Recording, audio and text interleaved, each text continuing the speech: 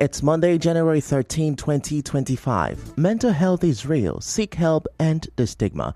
On the news this morning, Governor Fubara calls for responsible poll use.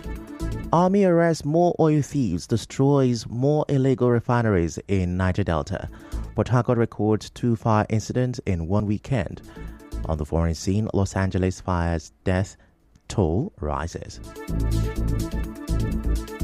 Details of these and more after this break.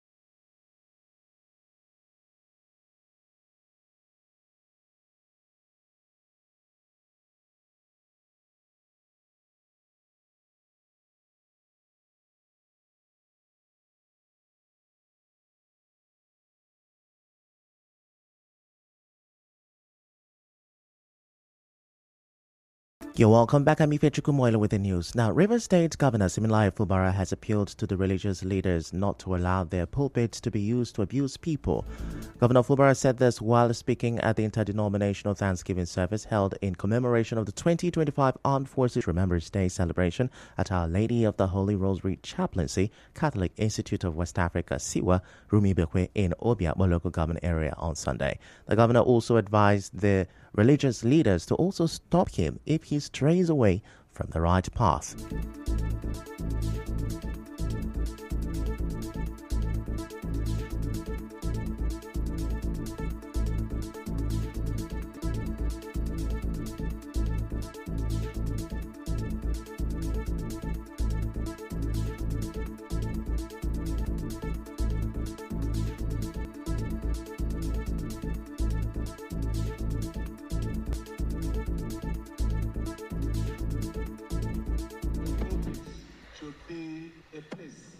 About the progress, talk about the unification of the people of Rivers State. It shouldn't be an opportunity for people to ask us passion, to abuse people.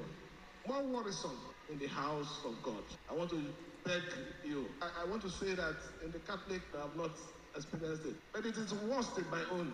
The Anglican, with due respect, I'm not disrespecting you, Bishop, but you need to stop it, including myself. If I start shooting out of order, drag the bike from me.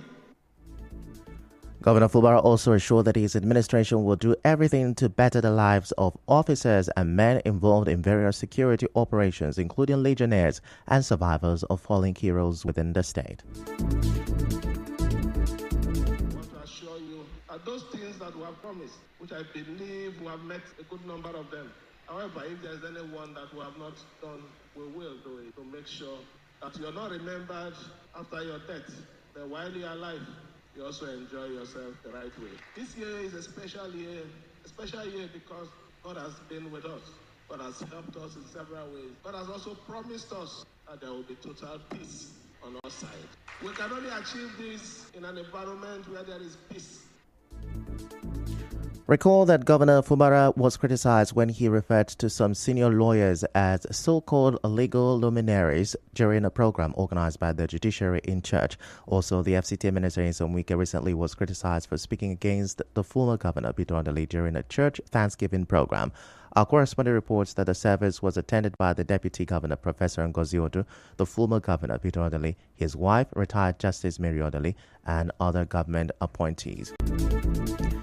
Meanwhile, the 6th Division of the Nigerian Army says its operatives have arrested 15 suspected oil thieves, destroyed 32 artisanal refineries, deactivated 14 boats used for criminality, and recovered over 60,000 liters of stolen product in the Niger Delta region. Acting Deputy Director, 6th Division Army Public Relations Danjuma Jonah, in a statement, said the operations were carried out in Bayelsa, Delta, Akwa Ibom, and Rivers State between January 6 to 12, 2025. According to the statement, the General Officer commanding 6th Division Nigerian Army, Major General Jamal Abdulsalam, while commending troops for the achievement, urged them to continue to deny criminals freedom of action in the region. He further said this will ensure an increase in oil production and create a conducive environment for seamless exploration activities in the region. Moving on, a stakeholder in Rumaolo community, Prince Amadi, has criticized the alleged appointment of Mike Oyagere as the chairman of Rumaolo Land Allocation Committee by Eze Bekwele Waliatam.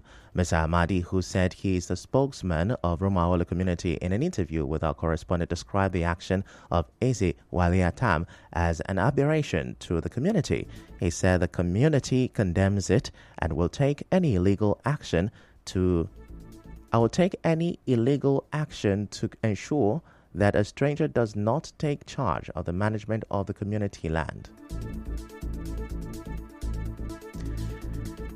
He said the community condemns it and will take any legal action to ensure that a stranger does not take charge of the management of the community land.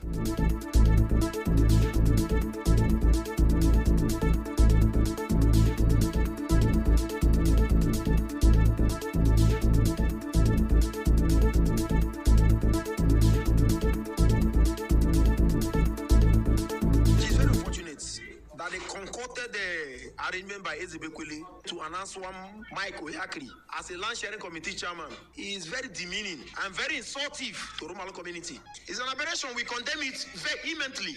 And the community have vowed to take every legal step to make sure that that appointment does not stand in Rumaolo community. Rumaolo is a well-respected community in Umokoro Clan, in Obiakpolo community of River State. That action purportedly done by Eze Bekwele has never been done in any Ikwere land. That a stranger will be appointed land sharing committee chairman is an abomination.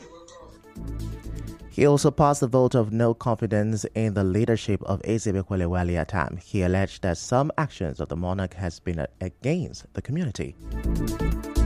It is also on records that this has not been the first time Eze Bekwele had tried to affront the image of the community. We have records from the police at the IGP where he made statements against Rumaolo Supreme Court judgments, which is a clear case of sabotage. That is why the community today has summoned and has passed a communique that will have cast a vote of no confidence against Eze Bekwele Wale. Reacting to this, the paramount ruler of Rumaolo community denied the allegations. He explained that Mr. Oyagere and his company, Kirikost Global Resources Limited, were engaged by the chiefs and elders of Rumaolo to conduct a survey on behalf of the community and was never appointed chairman, Rumaolo Land Allocation Committee. Away from that, the chairman of Abua Odra local government area, Vincent Ruben Obo, has assured residents of the smooth completion of the Abua Aban Ndele Dual Bridge construction project. Recall that the project was re-awarded by Governor Fubara to JDP Construction Limited. Mr. Ruben Obu spoke during an inspection visit to the project site alongside other council leaders. He said all necessary security arrangements and dialogue with host communities have been finalized.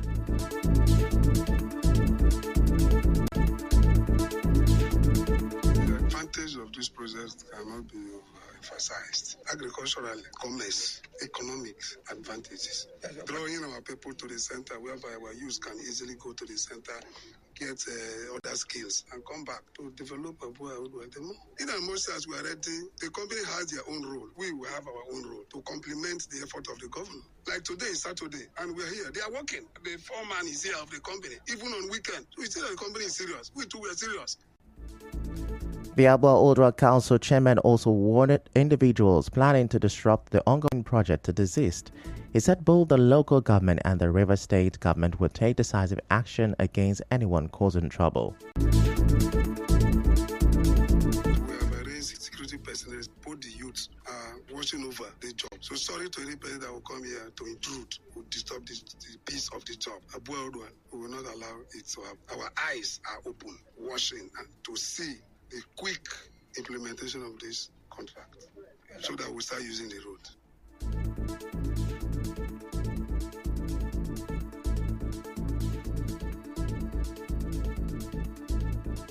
Also, the leader of the Simplified Movement in Abua Odwa Good Life, Ben, expressed gratitude to the governor for awarding the project.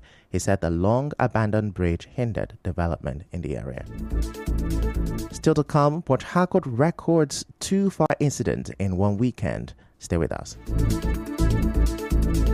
Special announcement. The Onyesha Chain Council, His Eminence.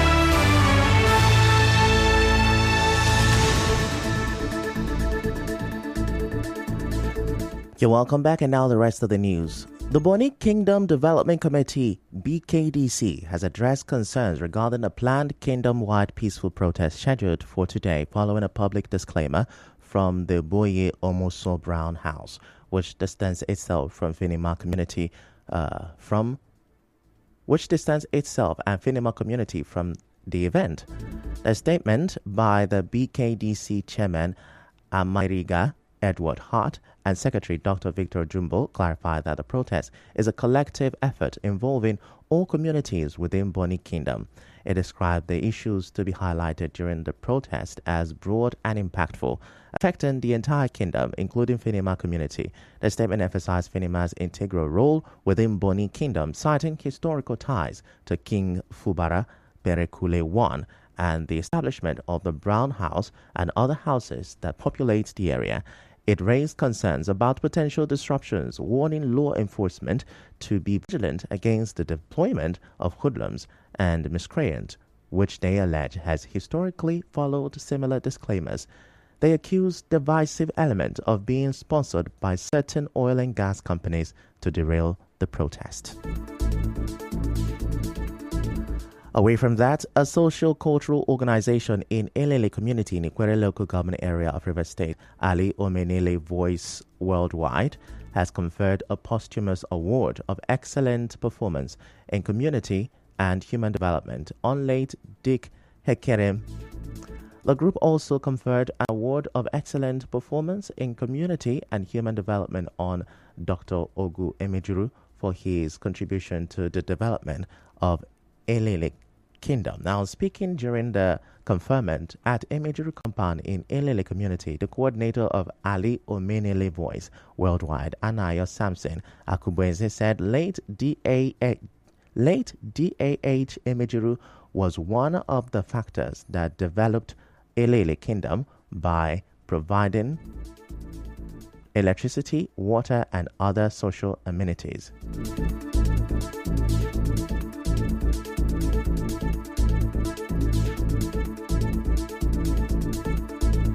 To give award of excellent performance in community and human development to the father of Dr. Ogu Emejuru posthumous award during his own time when he was alive was one of the factors that developed Omelele, that developed Elele Kingdom in electricity and water. And in short, when he was alive, he did wonderfully well. That warranted us, that motivated us to give him this award today. Responding on behalf of the Emejuru family, Dr. Allswell Emejuru thanked the leadership of Ali Omenele Voice Worldwide for finding his late father and elder brother worthy of the award. He assured them that the children of the late philanthropist will continue his good works. In other news, Port Harcourt recorded 2 separate fire incidents over the weekend, causing panic in parts of the city. The first fire, which happened on Saturday, started from a borrow pit in between Rumusi Timber and Slaughter Market. It happened around the same time 2 years ago, as a similar fire burned for days in the timber market, destroying several shops and goods worth millions of naira. Eyewitnesses say last Saturday's fire was caused by a cigarette smoke. They told our correspondent that the fire started after a scavenger tried to put out his cigarette inside the pit, causing fear and panic amongst traders.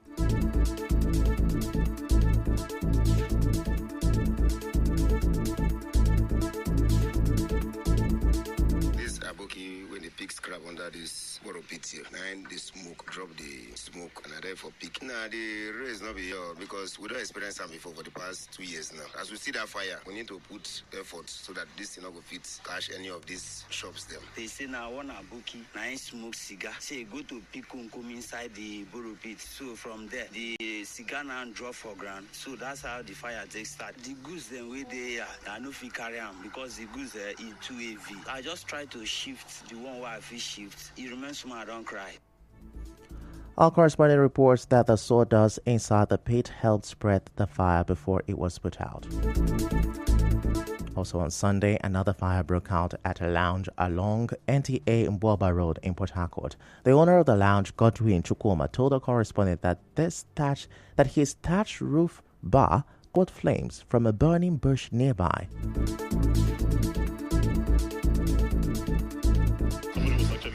At the back there, so the bush burning took some flame of fire on top of this thatch that made this place now exploded. Burned for about 30 minutes plus or whatever. Chairs, everything are inside there. People came, fought the fire. Fire service people came and they did their best. Everything was okay before they came, so they had to use their chemical and the rest to cool the whole smoke and everything down. An eyewitness, Kingston Kofi, said the effort of neighbors prevented the fire from getting to a gas plant that shares a fence with the lounge. Everything came down. But with the help of the individuals around, we were able to minimize the damage. We should just be careful. We want to burn something. Look at your environment first before you start setting those things on fire. And again, maybe you're burning something, you can just be around, and if it's beyond the one you can control, you just turn it off at once. Had it been the people around, we are not moved to turn off that fire. With the gas plant there, it can even connect to the Obrikwere fuel station, because gas is one thing we can't hold once it turns off. Our correspondent reports that 3 buildings were damaged before the fire service arrived at the scene. No casualties were recorded in the 2 incidents. We go on another short commercial break. When we come back, we'll wrap up the news.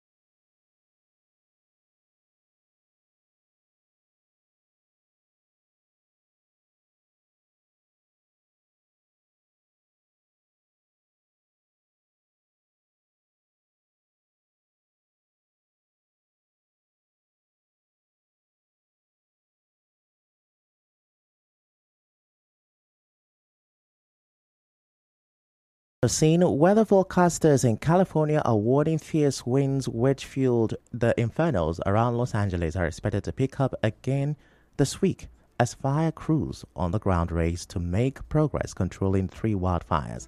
The LA County Medical Examiner updated the death toll on Sunday to 24, while officials said earlier at least another 16 remain missing. And that's a wrap on the news this morning. Before we go, let's have a look at the major stories. Governor Fubara has called for responsible pulpit use. Army says they have arrested 15 more suspected oil thieves and destroyed 32 more artisanal refineries in the Niger Delta. Port Harcourt recorded 2 fire incidents over the weekend. On the foreign scene, the death toll of the Los Angeles wildfires has risen to 24. The news was edited by Chioma Eziwafo. To reach the news team, send an SMS on WhatsApp to 0808-721-7215. I'm Ifechukwu Mwanyele. Many thanks for listening.